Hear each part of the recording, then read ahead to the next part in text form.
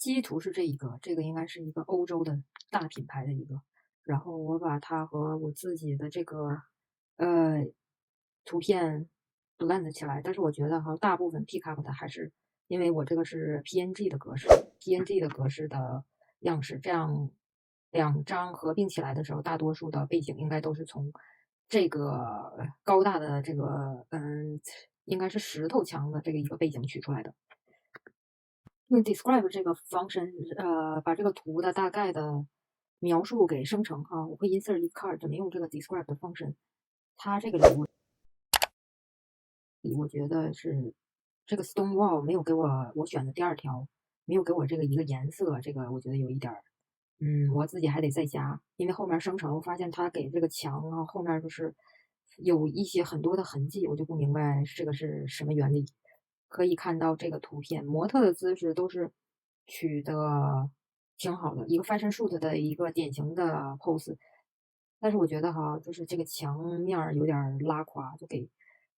这个第四张还 OK，但是这个姑娘确实挺好，但是这个后面墙面我不喜欢，所以我现在就是想把墙面儿变得稍微干净了一点儿。后期可以看到我在这个墙的关键字前面加了一个 earthy color，这几张里面还 OK 的。这个模特看到这个镜头，这个非常好，我很喜欢这个 pose。用其他的生成9:16这个比例哈，可能放在竖版的像小红书啊或者是什么，这也是给大家一个启发，用这样的东西去做这个 content creation for Instagram 呐、或者是 for 小红书啊，这种比例的9:16比较合适，但是显得人都好长。然后这个里你可以看出来，这个虽然尺寸是不一样的，但是我给它一个关键词，每次就是要用其他的 pose 的时候，我都喜欢用这个，就是关键词 dynamic poses。应该是老粉儿应该都知道，这个是我最爱的 dynamic。也可以给大家看一下，只把这两张那模特和我自己的图片混合起来，因为它可以看到下面这个哈，从这个实验来证明，就是出来的东西就是有点乱，所以这个如果要想统一这个背景，还是把其中的不想要的背景做成 PNG 的格式。后来我又生成了要给它具体的一个text，我给大家看一下哈。你一定要指明了要是一个 agent，这样它才能生成成亚裔，就像这个 Asian woman，要不然它就是庞大的数据都是外国妹子，所以出来这个东西要给它指定。我也试了几个，第二张这个感觉还 OK，只是我不太喜欢这个衣服的造型。这一张我加了 natural light，可以看看它有没有跟我们这个节奏走。我觉得这个第二个还比较符合，其他的很难看出有光呈现出来哈。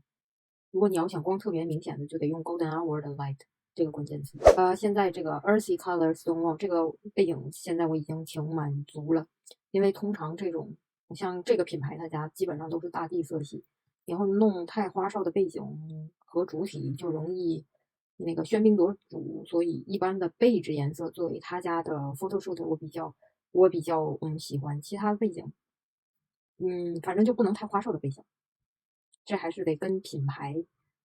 的调性有关。这个是 Stonewall，这个我觉得这个挺好的。除了这个，第二张我们看一下，这个 Stonewall 就很有，除了这衣服上面有个字母，应该是从我衣服上 pick up 的。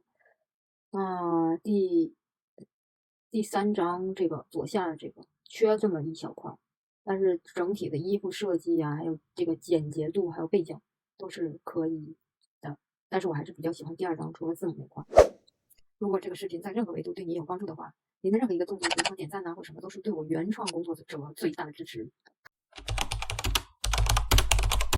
其 fashion shoot 的这个 setting，第一个就是如果要去掉嘈杂的背景的话，还是建议把人抠出来，用 PNG 的格式。第二个是色彩这个基调一定要掌握好，最好有用 describe 这个方式去找到专门描述色彩的这个关键字。第三个是